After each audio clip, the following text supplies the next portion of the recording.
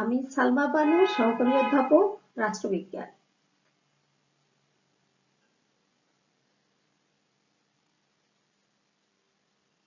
পৌরনীতি বিষয়ের সকল শিক্ষার্থীদের অনলাইন ক্লাসের আহ্বান জানাচ্ছি। তো তোমরা সবাই আশা করছি ভালো আছো, সুস্থ আছো এবং সব রকম স্বাস্থ্যবিধি মেনে চলছো।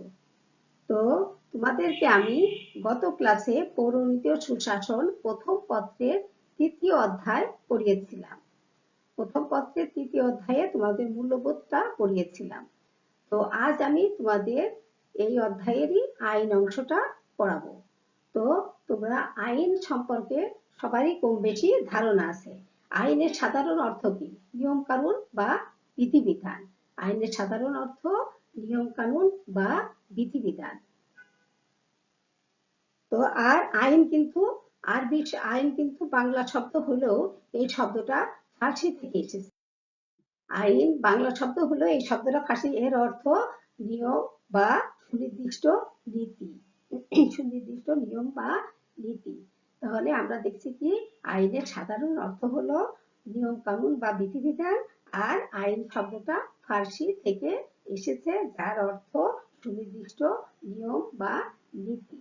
আর আইনের ইংরেজি শব্দ হচ্ছে ল, LAW। ল মানে হচ্ছে আইন। এই ল শব্দটা এসেছে টিউটনিক শব্দ ল্যাগ থেকে, যার অর্থ যথাক্রমে স্থির এবং অপরিবর্তনীয়, যাকে পরিবর্তন করা যায় না। তা আমরা জানি আইন সাধারণত পরিবর্তন করা যায় না। তো এই আইন টিউটনিক শব্দ ল্যাগ থেকে এসেছে। ল্যাগ শব্দের অর্থ স্থির বা অপরিবর্তনীয়। তাহলে আমরা আইন সম্পর্কে জানলাম। আইন কি? আইনের সাধারণ অর্থ হচ্ছে নিয়ম কানুন বা বিধিবিধান। আর আইন শব্দটা ফার্সি শব্দ থেকে এসেছে, যার অর্থ সুনির্দিষ্ট নিয়ম বা নীতি। আর আইনের ইংরেজি শব্দ ল। এই ল শব্দটা এসেছে টিউটনিক শব্দ ল্যাগ থেকে। এই ল্যাগ শব্দের অর্থ হচ্ছে স্থির বা অপরিবর্তনীয়। তাহলে এই আইন সম্পর্কে তোমরা জানো বিভিন্ন থিঙ্কার বা চিন্তাবিদ বিভিন্ন রকম সংজ্ঞা প্রদান করেছে। তো এর ভিতরে যেগুলো খুবই মূল্যবান সংজ্ঞা, সেগুলো তোমাদের কিছু কিছু পড়তে হবে। তার ভিতরে আমি দুটো সংজ্ঞা তোমাদেরকে লিখে দিয়েছি। দেখো, অধ্যাপক হল্যান্ডের মতে আইন হচ্ছে সেই সাধারণ নিয়ম যা মানুষের বাহ্যিক আচরণকে নিয়ন্ত্রণ করে এবং সার্বভৌম রাজনৈতিক কর্তৃপক্ষ যা প্রয়োগ করে। তাহলে আমরা কি দেখছি? আইন হচ্ছে সেই সাধারণ নিয়ম যা মানুষের বাহ্যিক মানে কি, বাইরের আচরণকে নিয়ন্ত্রণ করে এবং সার্বভৌম রাজনৈতিক কর্তৃপক্ষ যা প্রয়োগ করে। সার্বভৌম রাজনৈতিক কর্তৃপক্ষ মানে কি? যে কর্তৃপক্ষ সর্বোচ্চ পর্যায়ে আছে, জনগণ যাদের ভোট দিয়ে সার্বভৌম ক্ষমতা প্রদান করেছেন, তারাই এই ক্ষমতা প্রয়োগ করে থাকে। আর জন অস্টিন বলেছেন যে আইন হচ্ছে নিম্নতমের প্রতি ঊর্ধ্বতন রাজনৈতিক কর্তৃত্বের আদেশ। নিম্নতম যে সমস্ত কর্তৃত্ব আছে তার উপর ঊর্ধ্বতন কর্তৃপক্ষের যে আদেশ, সেটাই হচ্ছে আইন। তো আইন হচ্ছে এমন একটা জিনিস। তাহলে এই সংজ্ঞা দুটোর আলোকে আমরা বুঝলাম আইন কি। আইন হচ্ছে রাষ্ট্র এবং সমাজ কর্তৃক স্বীকৃত কিছু নিয়ম কানুন বা বিধিবিধান যা মানুষের বাহ্যিক আচরণকে নিয়ন্ত্রণ করে এবং যা মানুষ সার্বভৌম রাজনৈতিক কর্তৃপক্ষ প্রয়োগ করে থাকে, এবং কেউ যদি আইন না মানে তাকে শাস্তি পেতে হয়। তাহলে আইন হচ্ছে কি? আইন হচ্ছে রাষ্ট্র এবং সমাজ কর্তৃক প্রদত্ত কিছু নিয়ম কানুনের সমষ্টি যা সার্বভৌম রাজনৈতিক কর্তৃপক্ষ প্রয়োগ করে থাকে এবং যা মানুষের বাহ্যিক আচরণ নিয়ন্ত্রণ করে এবং যা ভঙ্গ করলে মানুষকে শাস্তি পেতে হয়, তাকে আমরা বলছি আইন। তো এই আইনে দেখো উৎস, এই আইনগুলো কোথা থেকে আসছে? আইনের প্রথম উৎস হচ্ছে প্রথা। প্রথা হচ্ছে আইনের প্রথম উৎস। প্রথা মানে কি?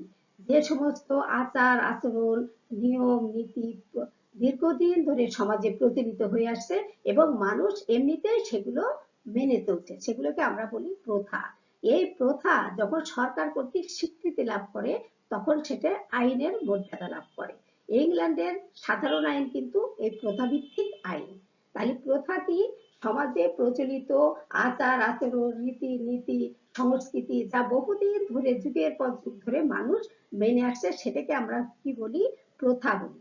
এই প্রথা যখন সরকার স্বীকৃতি দেয় তখন সেটা আইনে পরিণত হয়। তাহলে ইংল্যান্ডের সাধারণ আইন কেমন আইন? প্রথা ভিত্তিক আইন। তো প্রত্যেক দেশে এরকম প্রথা থেকে আইন তৈরি হয়। দ্বিতীয় দেখো, ধর্ম। ধর্ম কিন্তু আইনের একটা গুরুত্বপূর্ণ উৎস। অনেক ধর্মের লোক, বিশ্বে অনেক রকম ধর্মের লোক আছে, প্রত্যেক ধর্মেরই কিছু কিছু নিয়ম কানুন আছে। বিশেষ করে প্রাচীন যুগ এবং মধ্যযুগে কিন্তু ধর্মীয় ব্যক্তিরাই রাষ্ট্র শাসন করত। তখন কিন্তু এই ধর্মই আইনের উৎসে পরিণত হয়েছে। যেরকম হিন্দুদের যেরকম বিবাহ আছে, উত্তরাধিকার আইন আছে, মুসলমানদের যেরকম ফারাইজ মোতাবেক সে সম্পত্তি সংক্রান্ত আইন আছে, মৃত্যুর পরে কি হবে, কে কাকে কতটুকু দেবে, এসব কিছু কিন্তু মুসলমান ধর্মে দিয়ে আছে।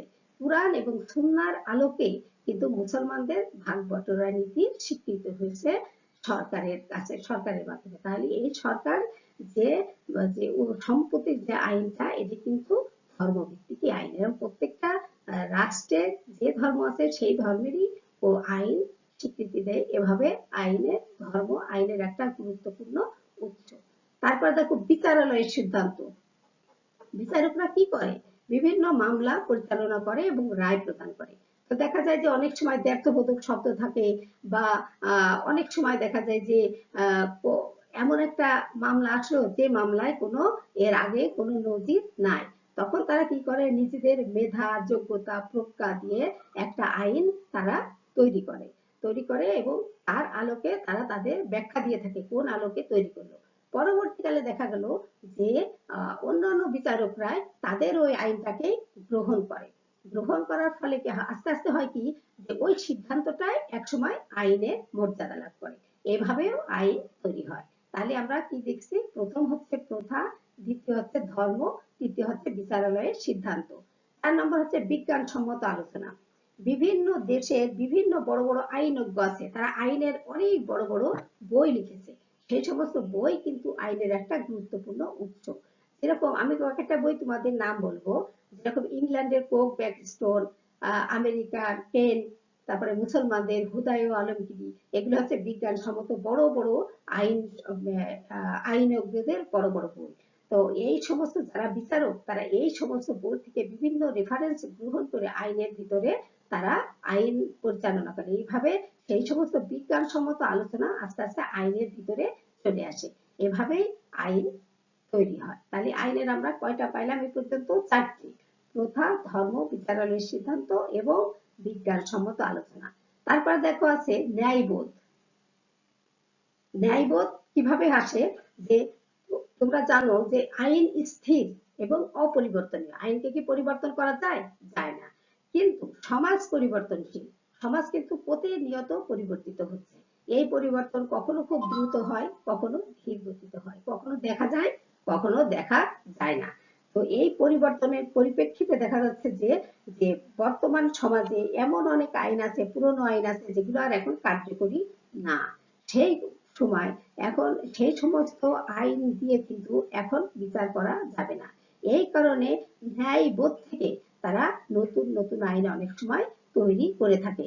সামাজিক অবস্থার পরিপ্রেক্ষিতে, বর্তমান সামাজিক অবস্থার পরিপ্রেক্ষিতে তাদের ন্যায়বোধ দ্বারা তারা ওই যে সমস্ত নতুন নতুন মামলা আসে যার আগের কোনো নজির নাই, সেই সমস্ত তারা ন্যায়বোধ থেকে নতুন নতুন আইন তৈরি করে থাকে। এর কারণ হচ্ছে সমাজ পরিবর্তনশীল এবং আইন স্থির। এই স্থির আইন দিয়ে তো পরিবর্তনশীল সমাজে সবসময় কাজ করা যাবে না। সেজন্য ন্যায়বোধ থেকে অনেক সময় আইন তৈরি হয়। তাহলে এই যে দেখা যাচ্ছে যে আইন এরপরে আছে আইন পরিষদ। আইন পরিষদে কিন্তু আইনের একটা গুরুত্বপূর্ণ উৎস। প্রত্যেকটা দেশেই আইন পরিষদ আছে। সেই আইন পরিষদ নতুন নতুন আইন তৈরি করে থাকে, পরিবর্তিত অবস্থার পরিপ্রেক্ষিতে নতুন নতুন আইন তারা তৈরি করে থাকে। এভাবে নতুন নতুন অনেক আইন তৈরি হয়ে থাকে। আইন পরিষদও আইনের একটা গুরুত্বপূর্ণ উৎস। তাহলে আমরা দেখছি যে আইনের উৎস কি কি? আইনের উৎস হলো 6টা।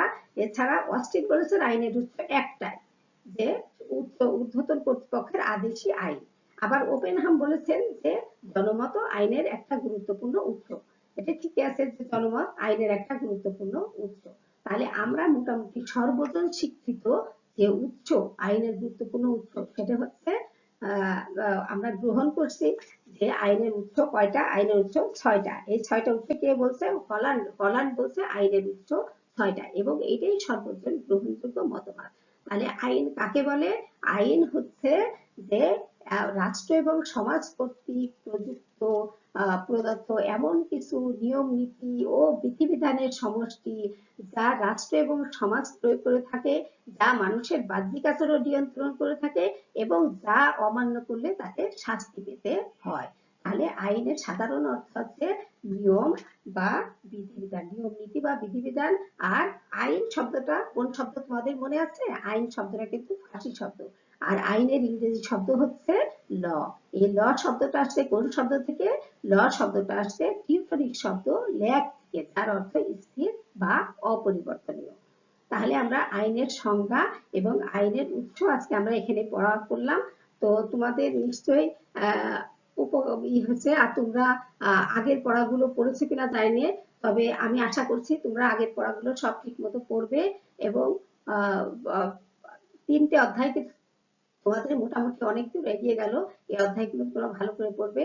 তো আজ আমার এই পর্যন্তই। তোমরা সবাই সুস্থ থাকো, ভালো থাকো। আগামী ক্লাসে ইনশাল্লাহ আবার নতুন কিছু নিয়ে তোমাদের সাথে আবার দেখা হবে।